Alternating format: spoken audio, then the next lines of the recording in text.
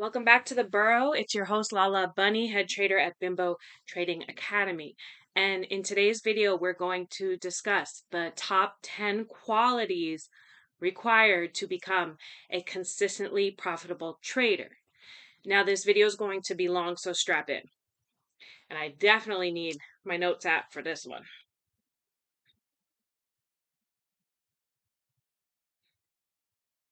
So,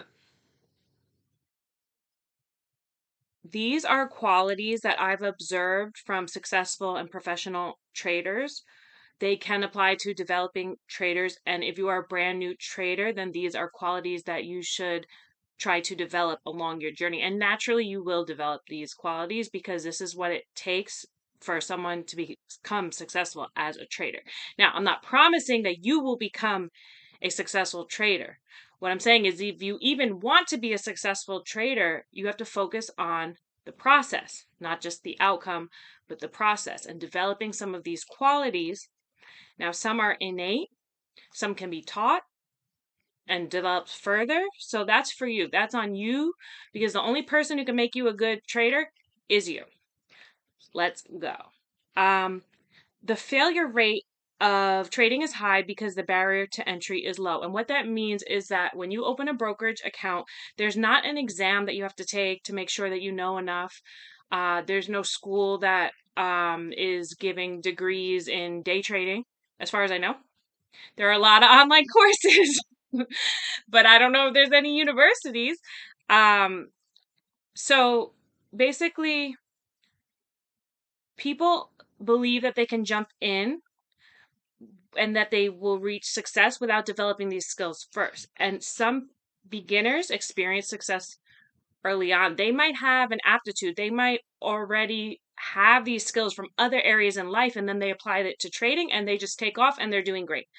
But people do struggle with day trading. That's the fact. You just need to go on Reddit for about 2 minutes and hear the horror stories. So if you are somewhere in between, if you're struggling with blowing up accounts, if you're wondering why this isn't working, then you should take a look at yourself and think about these traits and what you can do to refine these traits, just like you refine a strategy in trading. Now, I personally did not realize how much development and growth is involved in trading. And this is why people will pay for coaching and psychologists to help them. And trading, it has felt like almost like training for a marathon or going back to school. If you've been to college, even high school, trading is a discipline that you have to commit to and put in a lot of hours to be successful. I've never heard any traders say that they didn't put in the time to get to where they are today. Day trading is an advanced skill. Again, you can't expect to be instantly good at this if it is an advanced skill. It's also insulting to the people who are successful for someone to think that they can just, on day one, emulate what those people have been able to accomplish. The problem is that beginners think that it's just entering trades. If all trading was pressing buttons, anyone could do it and anyone could get rich. But there's a whole mental game going on where you have to study the markets. You have to basically live, sleep, breathe trading. It should be like in your blood. If you want to do this, you have to be all in. I know people trade part-time and have success. That's great. But at an elite level, you do have to be all in. Now, I've heard trading is a performance sport. It is an e-sport and it's a mental game. Now, in the old days, you would actually have to call in your trades, like call someone up and tell them. And I don't even go back farther than that. People were just yelling up to windows and placing their orders. So the trading part, the computer execution part is only one part of the trade. The fact that there have been successful traders in the past who had to call someone else to enter in their trade, what does that tell you? That trading is a mental game. Now, it has become an e-sport because now there's this connection between the brain and the fingertips when you're entering your trades. There's this like mind-body connection that you also have to master.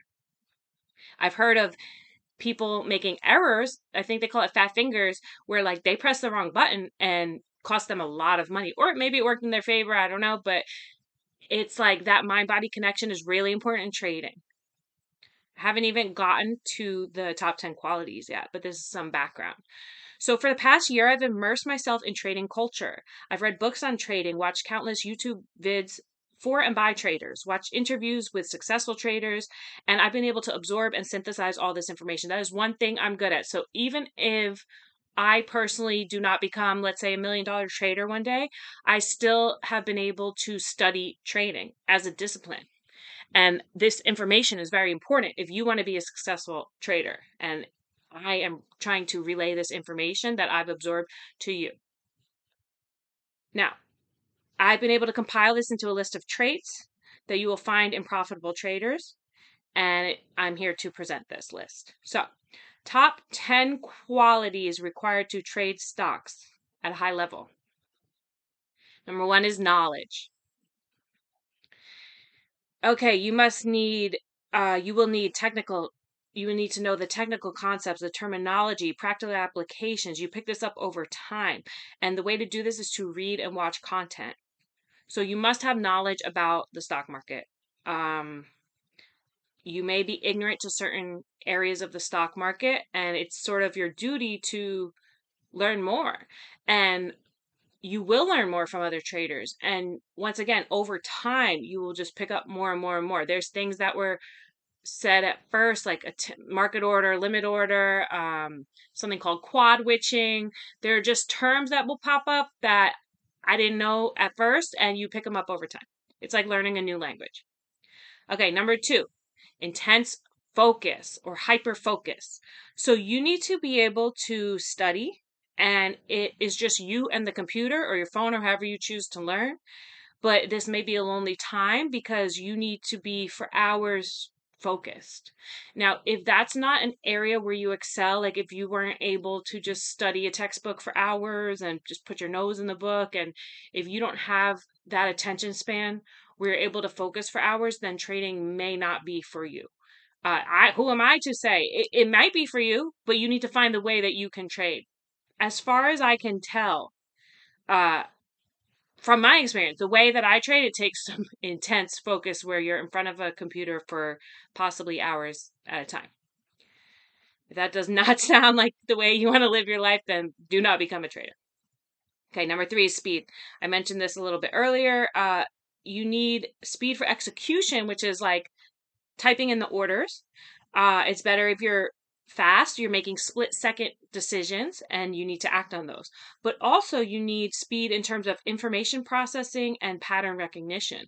And the traders who are most successful seem to be able to recognize patterns, or if they are more like a quant system trader, algorithmic trader, they may train the computer to recognize those patterns, but they do know what to look for. Okay, number 4, broad analysis. So you should be able to zoom in and zoom out. Even when you're looking at one stock, you need the ability to take the pulse of the market. I call this scope. Now you want to know which sectors are trending. Even if you have a very narrow focus on one instrument, that instrument is affected by broader factors. It's all intertwined. You need some degree of overall market and societal analysis so that you can tap in.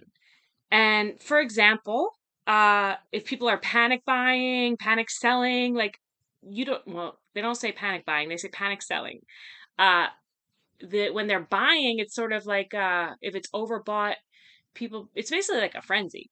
And you kind of need to know where the stock sits at and what's going on in the market so you can ascertain whether it's a good time to get in on a particular stock or not.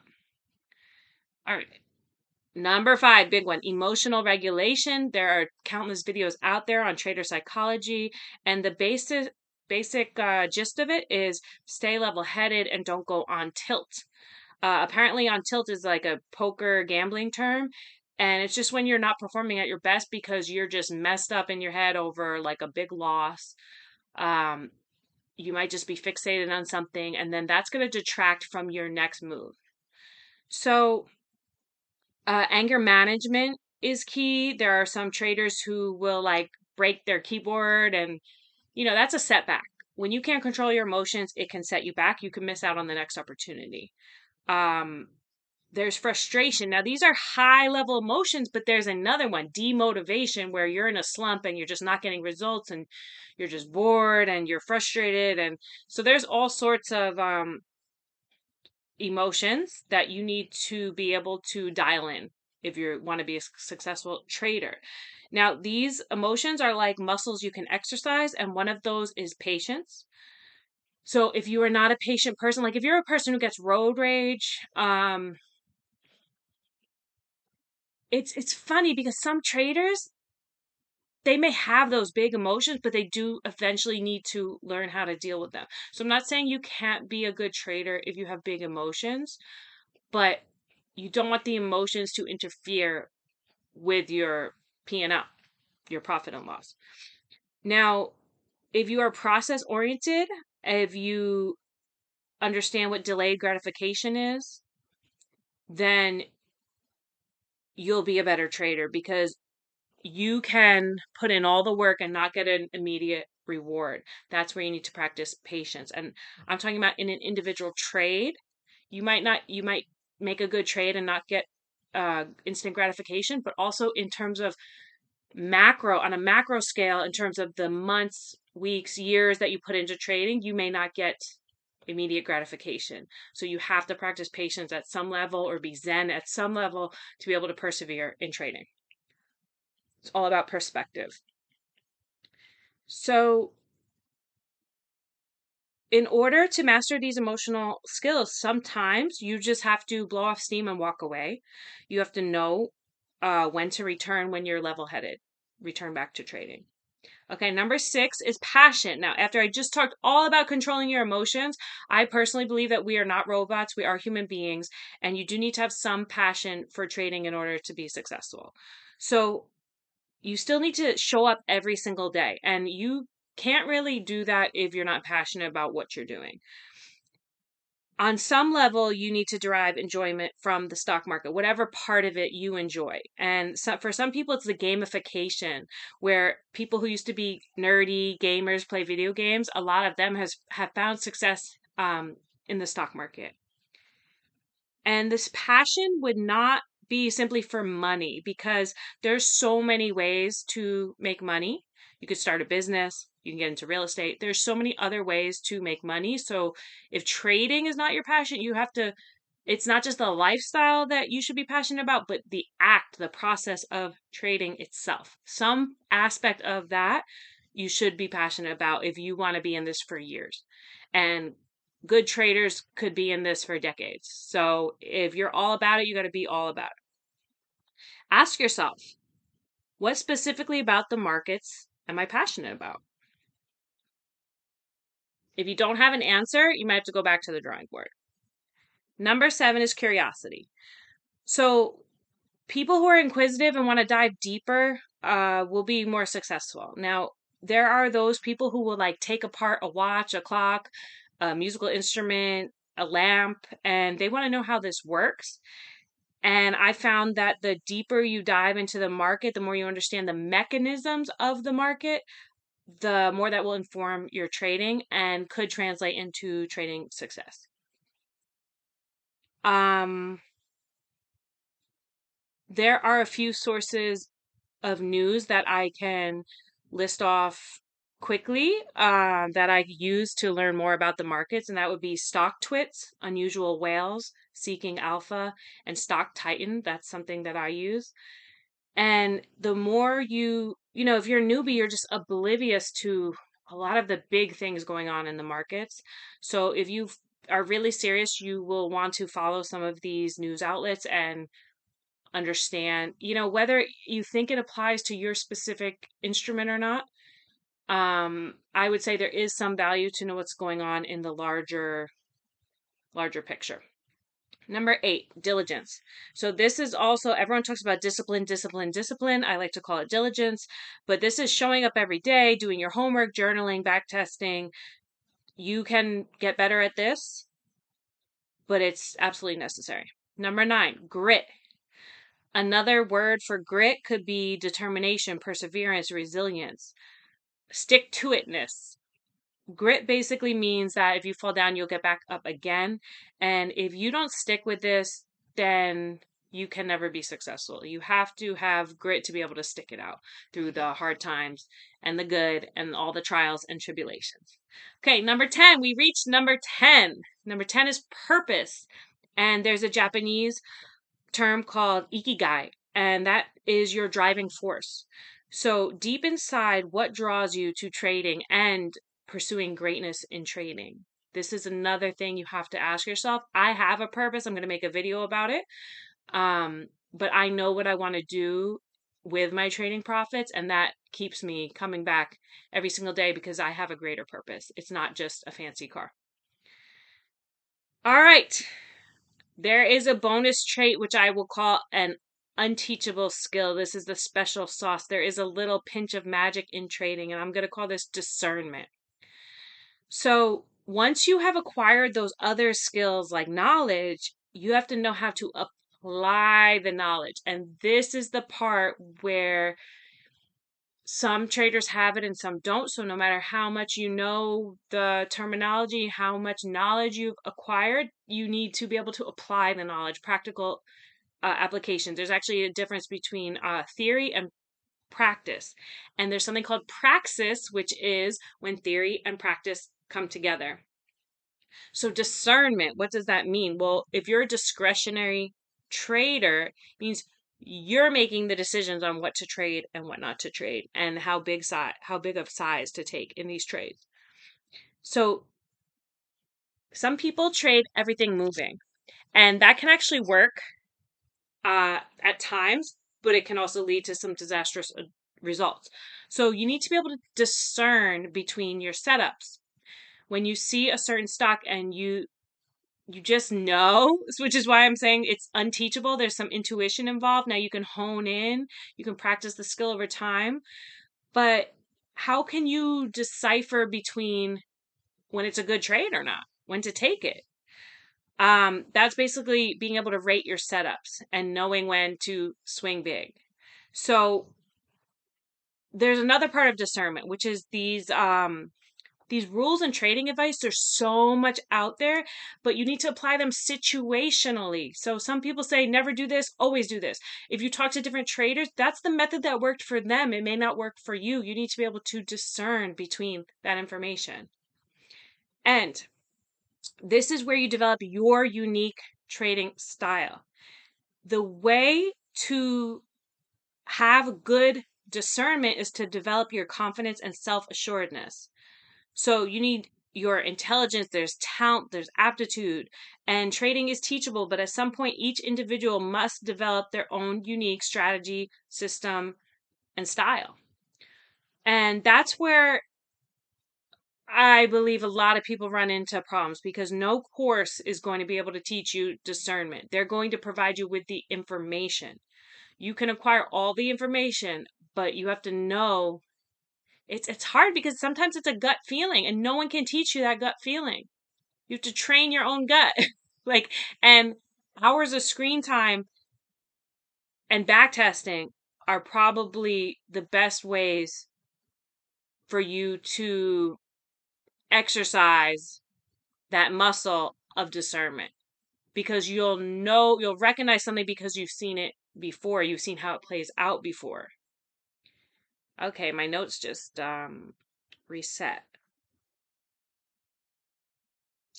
Okay, let me see if I can get it back.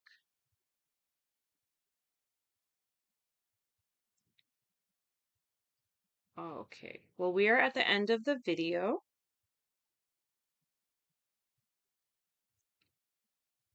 Okay, so I have trading merch and I developed some journals for traders, and some of them have my mantras on them. And these 3 mantras is what has helped me through the past year with my trading.